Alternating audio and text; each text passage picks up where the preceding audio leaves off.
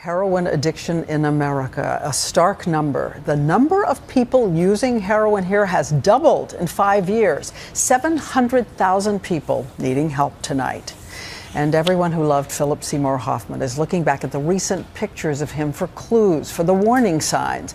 Would you know if it was someone you loved?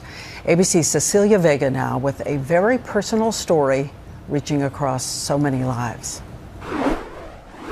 It all seemed so normal. The last day of Philip Seymour Hoffman's life, coffee in his New York neighborhood, dinner with friends.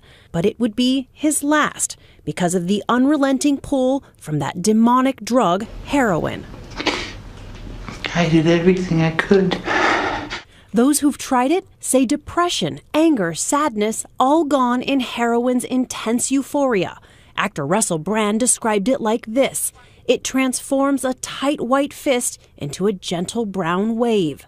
The rush hits within seconds. After just 30 minutes, heroin can knock you out cold. There's a tendency to be just kind of going to sleep in the middle of a sentence. The high wears off after a few hours. You can be a functioning heroin addict. We see it all the time. To spot a hidden user, there are clues. Those heart-stopping 3 Ps of heroin. Paraphernalia. Look for spoons, needles, foil. Personality changes, like increased irritability, theft, and physical effects, track marks, small pupils. I know those signs. My father was a heroin addict. You see, this is where the story gets personal. I want to tell you about this man, my dad, Raul. Those good looks, that smile, he could have been whatever he wanted to be. Instead, he shot up. He was a heroin addict before I was born. He was a heroin addict when I was a child, and ultimately it got the best of him. I knew when he was high.